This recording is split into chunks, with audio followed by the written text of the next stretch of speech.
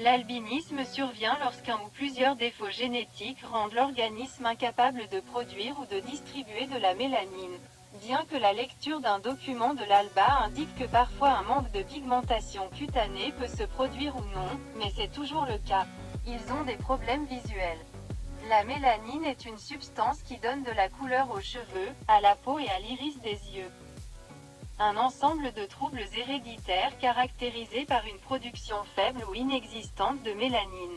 Vous avez généralement la peau pâle, des maladies oculaires et une sensibilité à la lumière. Peau et cheveux plus clairs que d'habitude, plaques de peau incolores, sensibilité à la lumière, nystagmus, c'est-à-dire mouvements oculaires rapides ou incontrôlés, qui peuvent être horizontaux ou verticaux, bien qu'ils apparaissent fréquemment horizontalement, photophobie, cela les gêne la lumière directe, qui peuvent ou non provenir du soleil et sont facilement éblouis, des problèmes de vision ou une cécité fonctionnelle. Environ un cas sur 17 000 personnes en souffrent dans le monde occidental, mais en Afrique, on compte en moyenne un cas sur 1400.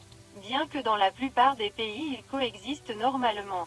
Il arrive qu'en Afrique, dans les différents pays du continent, la situation devienne quelque peu dangereuse pour la vie de ceux qui souffrent d'albinisme. Persécution, enlèvement, démembrement, mutilation, voire meurtre pour vendre des membres, des organes internes, des organes génitaux, des os, du cuir chevelu et même de la peau.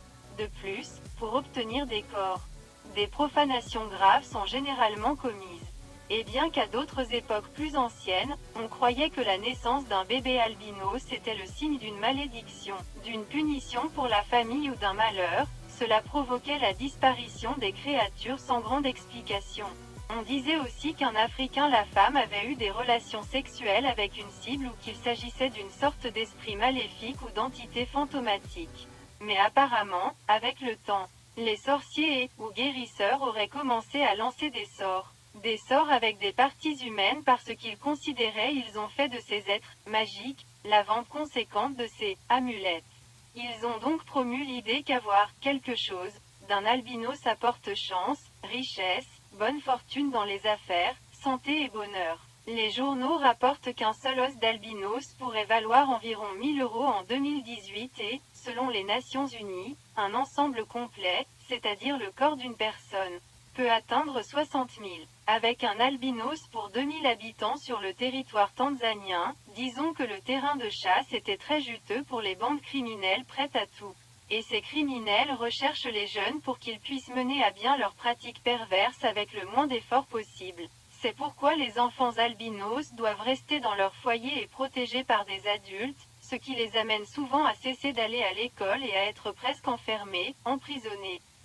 Et leurs mères, dans la plupart des cas, vivent terrifiées par les attaques de gangs ou de personnes. De nombreux pères décident de quitter la maison en raison du ridicule que cela représente pour leur masculinité, surtout lorsqu'ils ont un deuxième enfant albinos.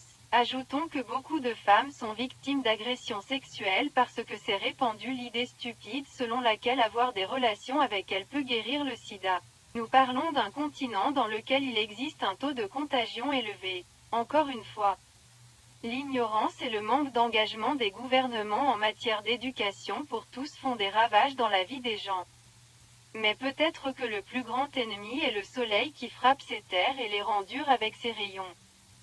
Donc comme il n'y a pas de mélanine pour protéger leur peau et qu'ils doivent travailler en plein champ, il est généralement courant qu'ils développent un certain type de cancer de la peau. C'est pourquoi beaucoup, sinon la plupart du temps, meurent avant l'âge de 40 ans. En Tanzanie, presque personne n'utilise de crème solaire car leur prix est élevé pour la majorité de la population albinos classée comme pauvre. Disons que le merveilleux marché que certains nous proposent comme solution pour la vie. Eh bien, quand il n'y a pas d'argent, ni la santé ni le bien-être des gens ne comptent. Il n'y a pas d'argent, eh bien, ce n'est pas mon problème, je ne suis pas là pour faire de la charité ou gagner peu. Marché béni, non, mais les États font aussi leur travail, au Mozambique. En 2017, ils ont reçu une cargaison de crème solaire à l'aéroport de Maputo et l'ont retenue pendant plusieurs mois car, même si elle était exonérée de droits d'importation, le fisc voulait recevoir un paiement de 80% de la valeur des marchandises en Europe. Dernièrement, avec la persécution et l'emprisonnement de ces gangs et de leurs chefs sorciers et l'interdiction de pratiquer la médecine rituelle, les gouvernements tentent de mettre fin à cette folie, mais la tentation d'améliorer ou d'obtenir des résultats positifs est si grande que même les politiciens en quête de succès électoral sont souvent impliqués.